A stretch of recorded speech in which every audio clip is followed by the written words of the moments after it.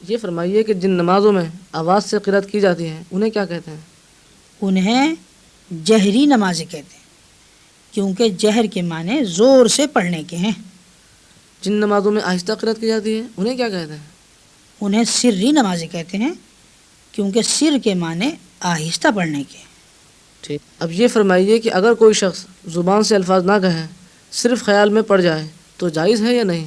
صرف خیال دوڑا لینے سے نماز نہ ہوگی، یعنی دل میں خیال کر لینے سے نماز نہ ہوگی، بلکہ زبان سے پڑھنا ضروری ہے۔ ٹھیک، یہ فرمائیے قاری صاحب کہ رکوع کی ادنا مقدار کیا ہے؟ رکوع کی ادنا یعنی کم از کم مقدار یہ ہے کہ اس قدر جھکیے کہ ہاتھ گھٹنوں تک پہنچ جائیں۔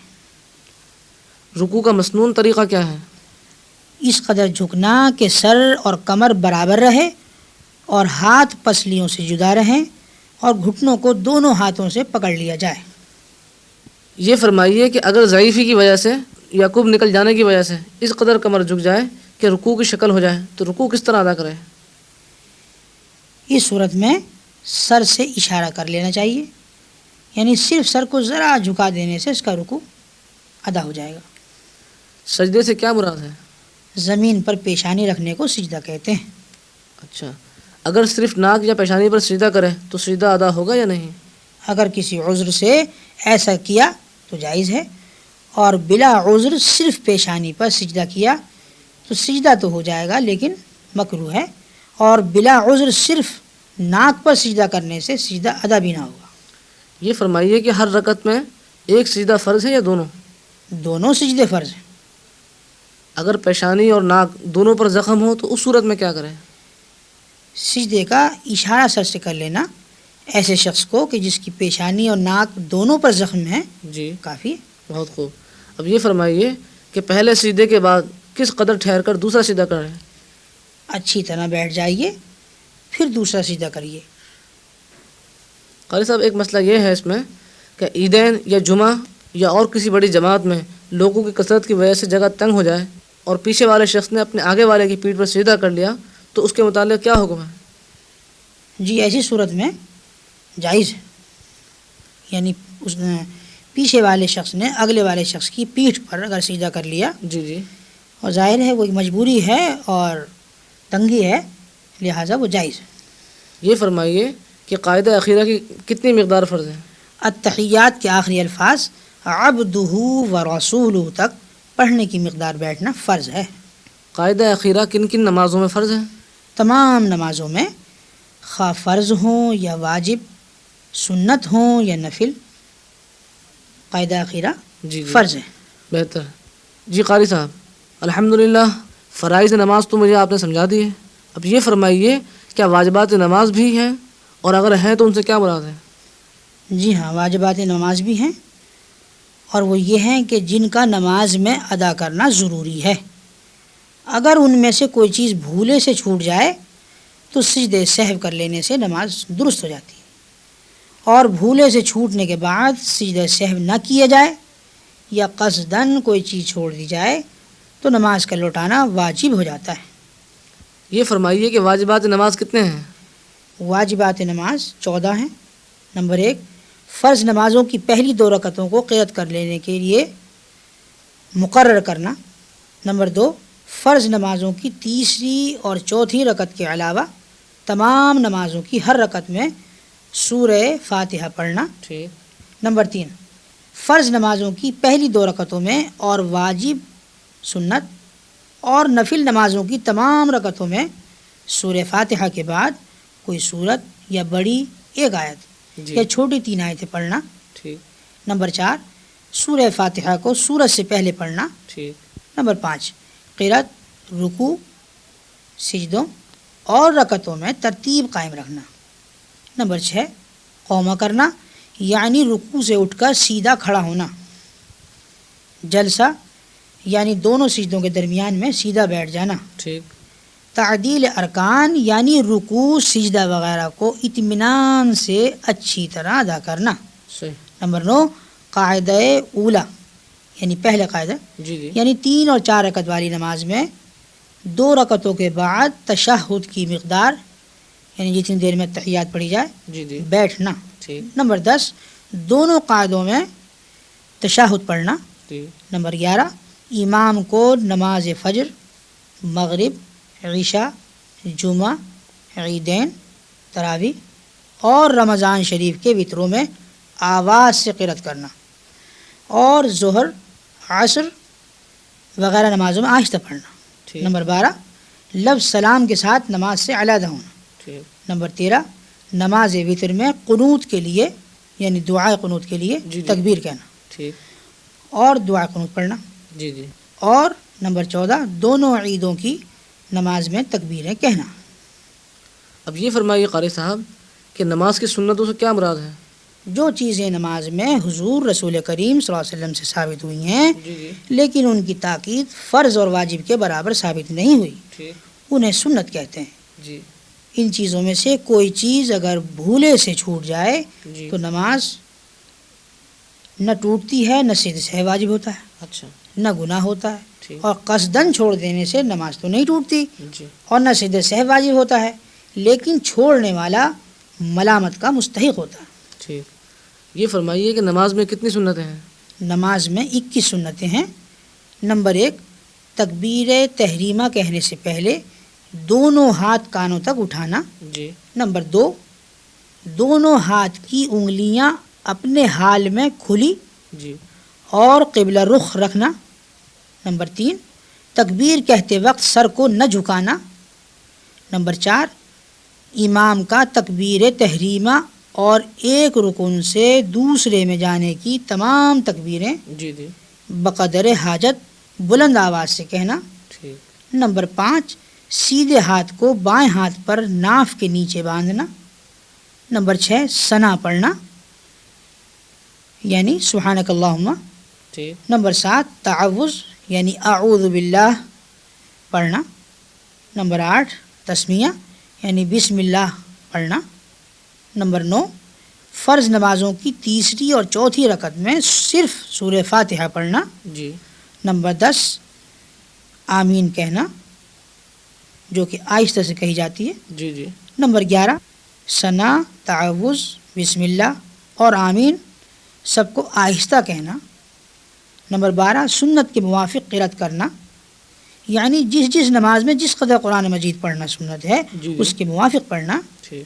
نمبر 13 رکوع اور سجدے میں 3 بار تسبیح پڑھنا. نمبر 14 رکوع میں سر اور پیٹھ کو ایک سیدھ میں برابر رکھنا اور دونوں ہاتھوں کی کھلی انگلیوں سے گھٹنوں کو پکڑ لینا. ٹھیک. نمبر 15 قومہ میں یعنی کھڑے ہونے میں امام جی. کو سمع اللہ لمن حمیدہ اور مقتدی کو ربنا لک الحمد کہنا اور منفرد کو تسمیع اور تحمید دونوں کہنا. بہتر. نمبر 16 سجدے میں جاتے وقت پہلے دونوں گھٹنے پھر دونوں ہاتھ پھر پیشانی رکھنا. نمبر 17 جی جلسہ اور قاعدہ جی. دونوں میں بایاں پاؤں بچھا کر اس پر بیٹھنا اور سیدھے پاؤں کو اس طرح کھڑا رکھنا کہ اس کی انگلیوں کے سرے قبلے کی طرف رہیں ٹھیک. اور دونوں ہاتھ رانوں پر رکھنا. جی نمبر 18 تشہد میں اشہد اللہ الہ پر کلمے کی انگلی یعنی جو انگوٹھے کے برابر میں ہوتی ہے جی جی. سے اشارہ کرنا. ٹھیک. نمبر 19 قاعدہ اخیرہ میں تشہد کے بعد درود شریف پڑھنا ٹھیک. یعنی دونوں درود ابراہیمی مراد ہیں. جی نمبر 20 درود شریف کے بعد دعا پڑھنا. اور نمبر 21 پہلے دائیں طرف پھر بائیں طرف سلام پھیرنا. بہت خوب قاری صاحب جزاک اللہ. اب یہ فرمائیے کہ نماز میں کتنی چیزیں مستحب ہیں؟ نماز میں 5 چیزیں مستحب ہیں. نمبر 1 تکبیر تحریمہ کہتے وقت آستینوں سے دونوں ہتھیلیاں نکال لینا. ٹھیک. نمبر 2 رکوع سجدے میں منفرد کو 3 مرتبہ سے زیادہ تسبیح کہنا. نمبر 3 قیام کی حالت میں سجدے کی جگہ پر اور رکوع میں قدموں کی پیٹھ پر اور جلسے اور قاعدے میں اپنی گود پر جی اور سلام کے وقت اپنے مونڈھوں پر نظر رکھنا. ٹھیک. نمبر 4 کھانسی کو اپنی طاقت بھر نہ آنے دینا. نمبر 5 جمائی میں منہ بند رکھنا. ٹھیک. اور کھل جائے تو قیام کی حالت میں سیدھے ہاتھ اور باقی حالتوں میں بائیں ہاتھ کی پشت سے منہ کو چھپا لینا۔ بحمد اللہ قاری صاحب، میں نماز کے تمام مسائل تو سمجھ گیا ہوں، اب نماز ادا کرنے کی پوری ترکیب بھی سمجھا دیجیے۔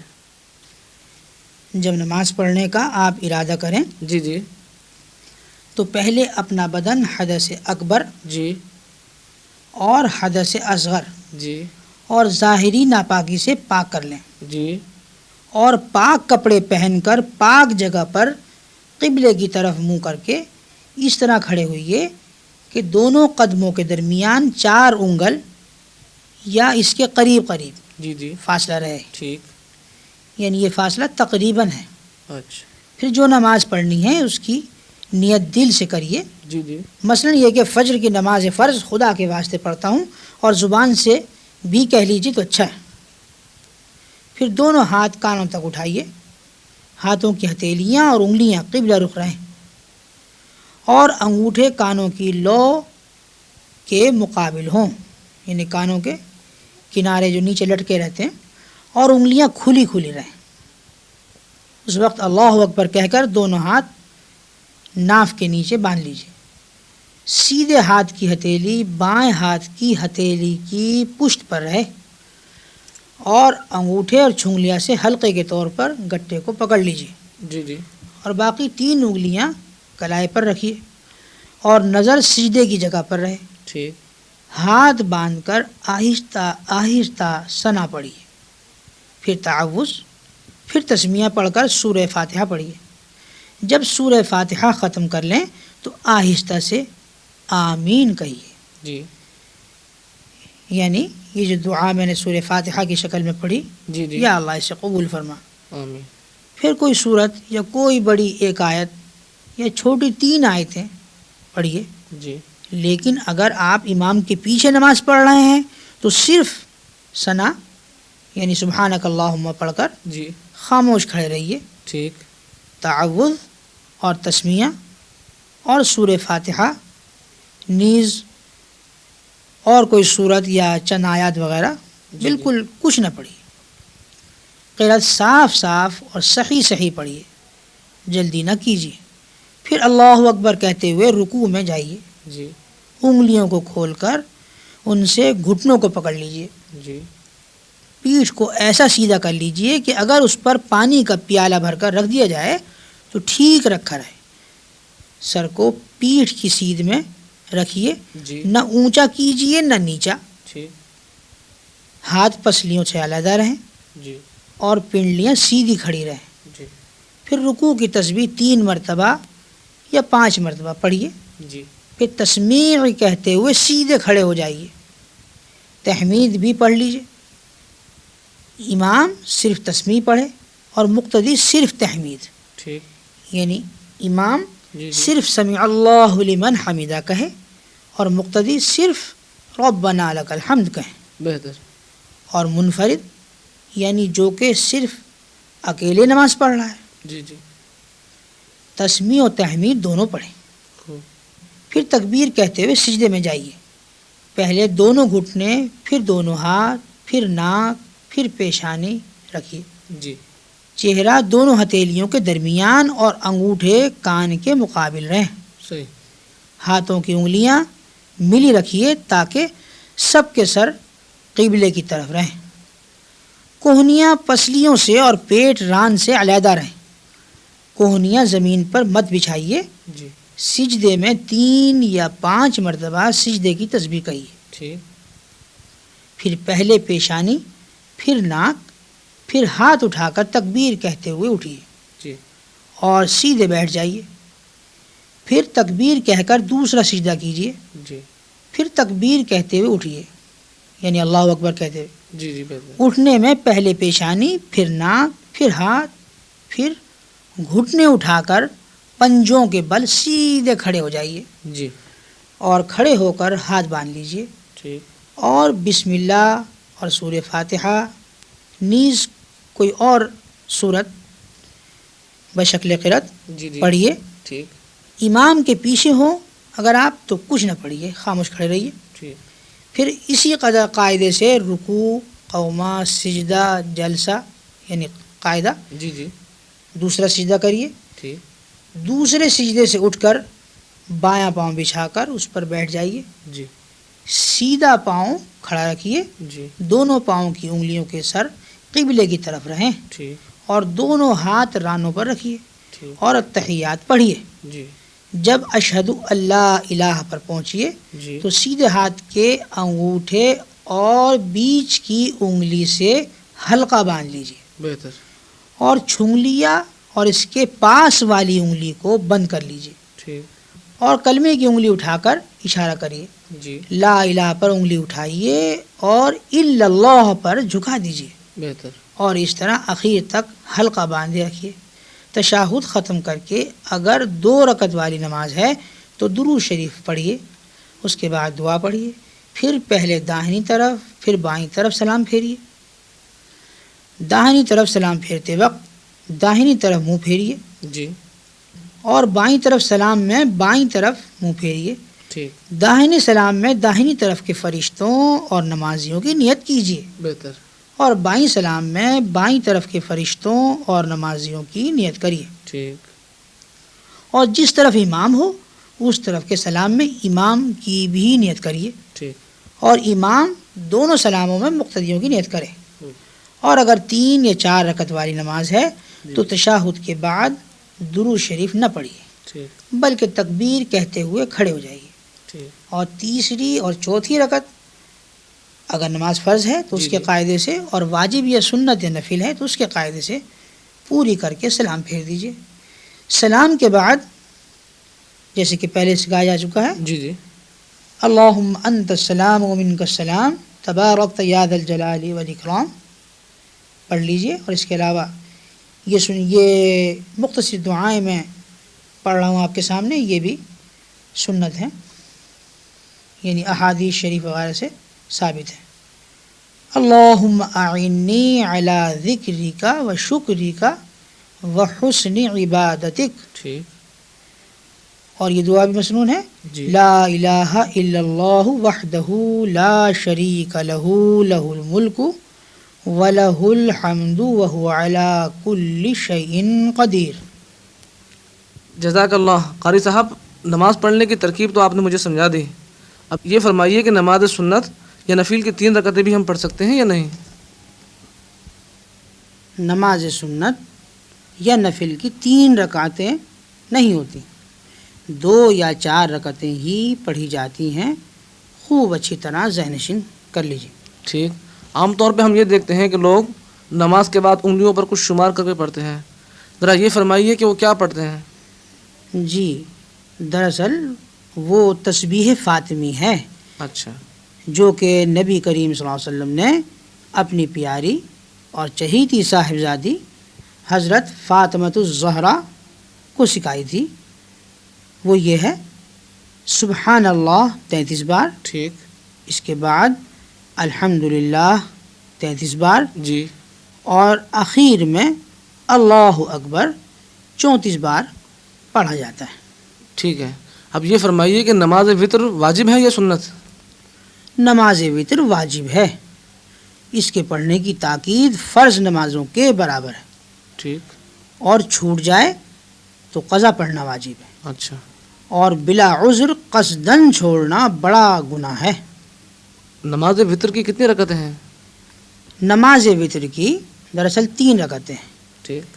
2 رکعتیں پڑھ کر قاعدہ کیا جاتا ہے اور التحیات پڑھ کر کھڑے ہو جاتے ہیں، یعنی درود شریف اور دعا وغیرہ نہیں پڑھتے. ٹھیک. بلکہ صرف التحیات جی. پڑھ کر کھڑے ہو جاتے ہیں. ٹھیک. پھر 1 رکعت پڑھ کر جی. قاعدہ کرتے ہیں اور التحیات درود شریف اور دعا پڑھ کر جی سلام پھیر دیتے ہیں. اب یہ فرمائیے کہ وطر کی نماز میں اور دوسری نمازوں میں کیا فرق ہے؟ اس کی تیسری رکعت میں دعائے قنوت پڑھی جاتی ہے. اچھا. جس کی ترکیب یہ ہے جی جی کہ تیسری رکعت میں سورہ فاتحہ اور سورت سے فارغ ہو کر جی اللہ اکبر کہتے ہوئے ہاتھ کانوں تک اٹھائیے اور پھر ہاتھ باندھ کر دعائے قنوت پڑھیے. پھر رکوع کریے اور باقی نماز جیسا کہ میں نے آپ کو ترکیب اس کی سمجھائی ہے جی. معمول کے موافق پوری کیجیے. اب یہ فرمائیے کہ دعا قنوت زور سے پڑھنی چاہیے یا آہستہ؟ امام ہو یا منفرد، جی. خواہ کسی شکل میں بھی ہو آپ ہوں، ہر صورت میں دعا قنوت آپ آہستہ ہی پڑھیں گے. ٹھیک. یہ فرمائیے کہ دعا قنوت اگر کسی کو یاد نہ ہو تو اس صورت میں وہ کیا کریں؟ ایسی صورت میں اسے یاد کرنے کی کوشش کرتے رہنا چاہیے. اچھا. ہاں جب تک یاد نہ ہو جی جی تو کوئی اور دعا، مثلا جی ربنا آتنا فی الدنیا حسنۃ وفی الآخرۃ جی حسنۃ وقنا عذاب النار پڑھ لینا چاہیے. ٹھیک. ایک بار آپ اس دعا کو میرے ساتھ کہہ لیجئے. جی.